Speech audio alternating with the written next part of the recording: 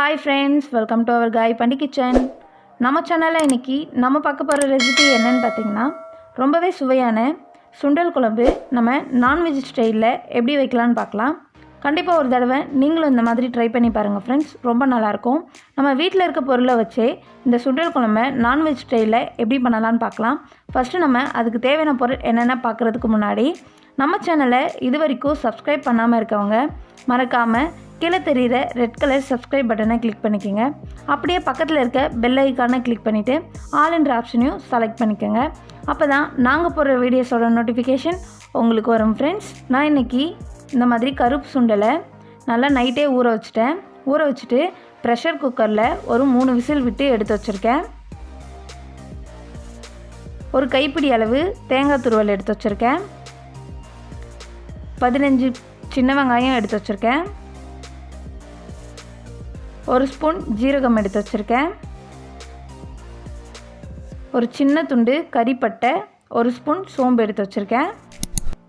ஒரு ஸ்பூன் அளவுக்கு மிளகு எடுத்து வச்சுருக்கேன். ஒரு ஸ்பூன் கசகசா எடுத்து வச்சுருக்கேன். கொஞ்சமாக கருவேப்பிலை எடுத்து வச்சுருக்கேன். ஃபஸ்ட்டு நம்ம இதை மசாலா ரெடி பண்ணிடலாம். ஒரு பேனில் 2 ஸ்பூன் அளவுக்கு எண்ணெய் ஊற்றிக்கிறேன். எண்ணெய் லைட்டாக சூடாகட்டும். எண்ணெய் லைட்டாக சூடானதும் ஒரு சின்ன கறிப்பட்டை சேர்த்துக்கிறேன். ஒரு ஸ்பூன் ஜீரகத்தை சேர்த்துக்கிறேன். ஒரு ஸ்பூன் அளவுக்கு சோம்பு சேர்த்துக்கிறேன். ஒரு ஸ்பூன் மிளகு சேர்த்துக்கிறேன்.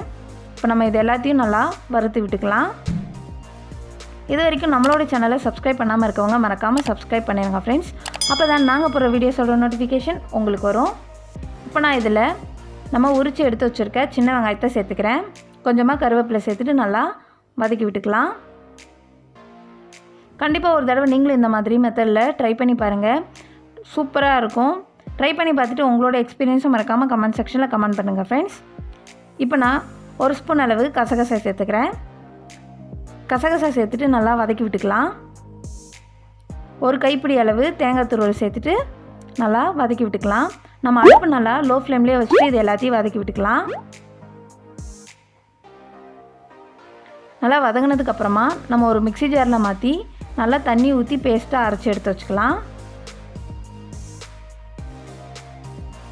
இப்போ நான் கடாயில் 2லேருந்து 3 ஸ்பூன் அளவுக்கு எண்ணெய் ஊற்றிக்கிறேன். எண்ணெய் லைட்டாக சூடாகட்டும். எண்ணெய் லைட்டாக சூடானதும் ஒரு சின்ன துண்டு கறிப்பட்டை, ஒரு பிரியாணி இலை சேர்த்துக்கிறேன். ஒரு ஸ்பூன் அளவு சோம்பு சேர்த்துக்கிறேன். நம்ம கறி குழம்பு ஸ்டைலில் செய்யணுன்றதுக்காக நான் இந்த மாதிரி சேர்த்துருக்கேன். அடுத்ததாக ஒரு 3 மீடியம் சைஸ் வெங்காயத்தை இந்த மாதிரி பொடியாக கட் பண்ணி சேர்த்துருக்கேன். வெங்காயம் நல்லா கண்ணாடி பதத்துக்கு வதங்கி வரட்டும். கண்டிப்பாக ஒரு தடவை நீங்களும் இந்த மாதிரி ட்ரை பண்ணி பாருங்கள் ஃப்ரெண்ட்ஸ். ரொம்ப நல்லாயிருக்கும். நான் இதில் 2 பச்சை மிளகாவை நீள்வாட்டில் கீறி சேர்த்துருக்கேன். கொஞ்சமாக கருவேப்பிலை சேர்த்துக்கிறேன்.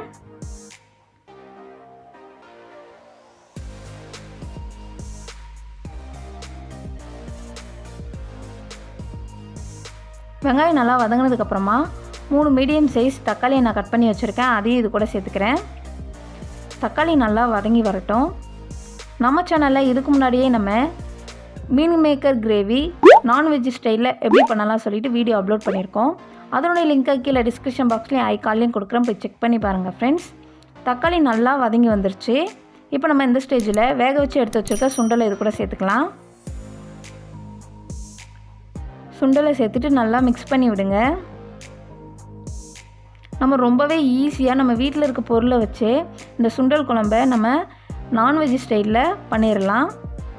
இப்போ நம்ம அரைச்சி எடுத்து வச்சுருக்க அந்த விழுதை இது கூட சேர்த்துக்கலாம். சேர்த்துட்டு நல்லா மிக்ஸ் பண்ணி விட்டுக்கோங்க.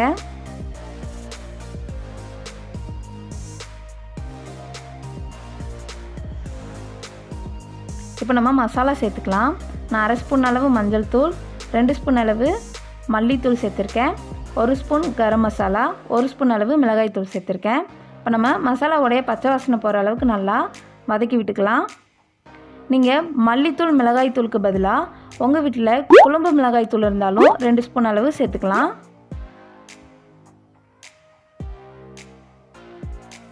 மசாலாவோடைய பச்சை வாசனை போகிற அளவுக்கு நல்லா வதக்கி எடுத்துக்கலாம்.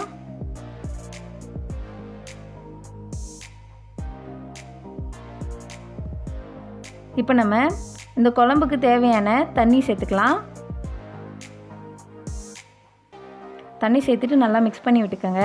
நான் ஏற்கனவே சுண்டலை வேக வைக்கிறப்பயே கொஞ்சமாக உப்பு சேர்த்து வேக வச்சு எடுத்து வச்சுருக்கேன். அதனால் இப்போ நான் கொஞ்சமாக உப்பு சேர்த்துக்கிறேன். குழம்பு நல்லா கொதித்து வற்றி வரட்டும். அப்போ தான் நல்லா கிரேவியாக சூப்பராக இருக்கும். குழம்பு நல்லா வெந்து வந்துருச்சு பாருங்கள். நல்லா சூப்பராக கிரேவியாக ரெடி ஆயிடுச்சு. கண்டிப்பாக ஒரு தடவை நீங்களும் இந்த மாதிரி ட்ரை பண்ணி பாருங்கள் ஃப்ரெண்ட்ஸ். நம்ம ரொம்பவே ஈஸியாக கறி குழம்பு ஸ்டைலில் நம்ம சுண்டல் குழம்பை ரெடி பண்ணியாச்சு. ஒரு தடவை நீங்களும் இந்த மாதிரி ட்ரை பண்ணி பார்த்துட்டு உங்களுடைய எக்ஸ்பீரியன்ஸை மறக்காமல் கமெண்ட் செக்ஷனில் கமெண்ட் பண்ணுங்கள். நான் கொஞ்சமாக கருவேப்பிலை சேர்த்துக்கிறேன். கடைசியாக சேர்த்துட்டு லைட்டாக மிக்ஸ் பண்ணி விட்டுக்கிறேன். இந்த வீடியோ உங்களுக்கு பிடிச்சிருந்தா உங்கள் ஃப்ரெண்ட்ஸ் அண்ட் ரிலேட்டிவ்ஸ்க்கு ஷேர் பண்ணுங்கள். மறக்காமல் நம்மளோட சேனலை சப்ஸ்கிரைப் பண்ணிடுங்க ஃப்ரெண்ட்ஸ். இப்போ நம்ம சுட சுட சாப்பிட்றலாம். ரொம்பவே சுவையான சுண்டல் குழம்பு ரெடி ஆயிடுச்சு. கண்டிப்பாக ஒரு தடவை நீங்களும் இந்த மாதிரி ட்ரை பண்ணி பாருங்கள். ரொம்ப நல்லாயிருக்கும். கறி குழம்பு ஸ்டைலில் நம்ம ஈஸியாகவே இந்த சுண்டல் குழம்பை ரெடி பண்ணிடலாம். இந்த வீடியோ உங்களுக்கு பிடிச்சிருந்தா ஒரு லைக் கொடுத்துக்கோங்க. மறக்காமல் நம்மளோட சேனலை சப்ஸ்கிரைப் பண்ணிடுங்க. அப்போ தான் நாங்கள் போகிற வீடியோஸோட நோட்டிஃபிகேஷன் உங்களுக்கு வரும். தேங்க்யூ ஃபார் வாட்சிங் ஃப்ரெண்ட்ஸ்.